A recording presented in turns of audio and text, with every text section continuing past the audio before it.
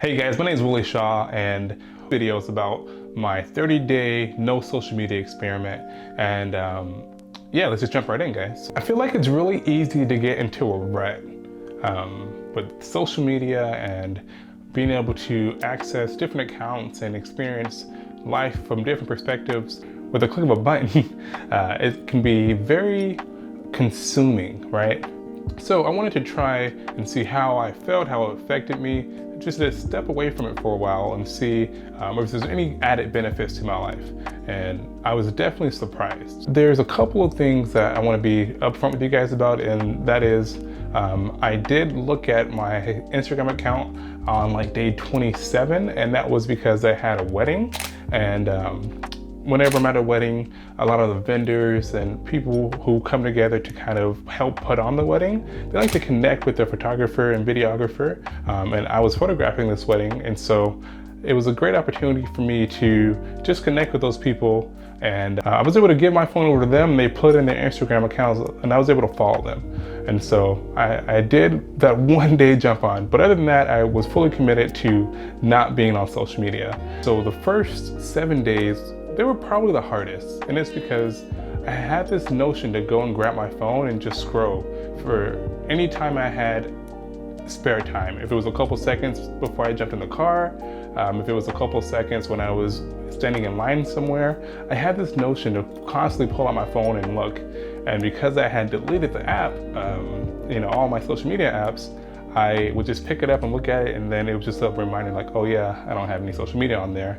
And so I replaced that with just reading books. One of the biggest books that I started reading was Good or God, and that is actually by, I have it sitting here, John Bevere. I'm not sure if I'm saying that right, but it was a great book. I'm still working through it, and so it's really opened my eyes to a lot of things that I would consider to be good, but were they really considered good from God? Another book that I'm reading called Do the Work, it has a quote that I really resonated with, and it was, get your ideas down on paper. You can always tweak it later. And so I sat down and I made a list of things that I wanted to accomplish. Now, some of those things were very simple, like reading more books,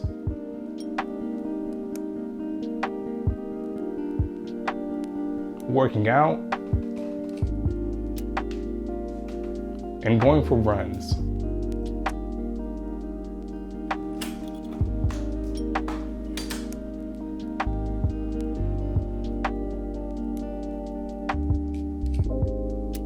The other things weren't so simple, and they were getting closer to God and understanding the Bible more. And so I spent a lot of time reading the Bible, not only the physical Bible, but the Bible app, being more present with my family, and just really reconnecting and spending more time with my wife and being present.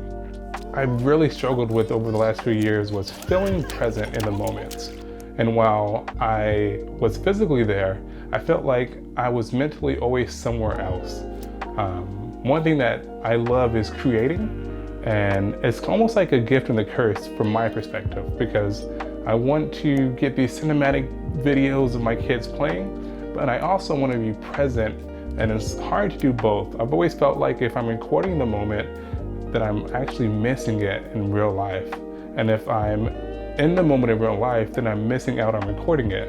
And so I don't know exactly how to solve that problem, but it's just something that I've struggled with for as long as I can remember, not only taking photos, but making videos.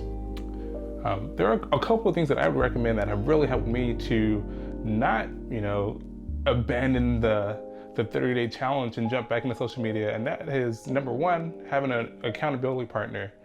For me, that was my wife. She did a great job of just holding me accountable and making sure that I wasn't scrolling all day. And if I was, happen to pick up my phone and jump on an email, she would give me that look, and I just knew I would tell her, hey, I'm not on social media, I'm on Gmail checking the email. And it was just nice to have that accountability partner. Number two is, if you have an iPhone, the screen time feature really is a great feature to help you stay accountable. The last tip number three that I'd recommend if you're thinking about doing this challenge is, you have to have kind of a plan. And typically we jump on social media when we're bored or we have nothing else to do. We're trying to fill those gaps. And for me, when I was bored or I didn't have anything to do, I had my books with me. I had my kids with me where I could tell them, hey, let's go and do this. And I didn't want to commit to a gym because I know there's a lot of resistance, at least for myself, to get up and get my car and drive to the gym. Put my pull-up bar right above my door and just getting a quick workout in. Push-ups, pull-ups, going for a run.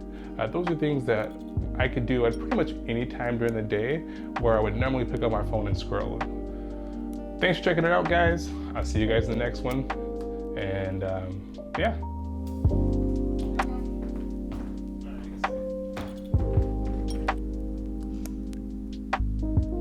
Thank you. What else?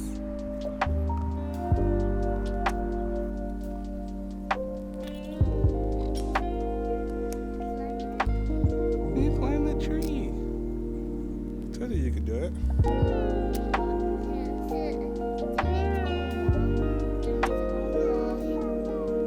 I'll show her the video. Ah!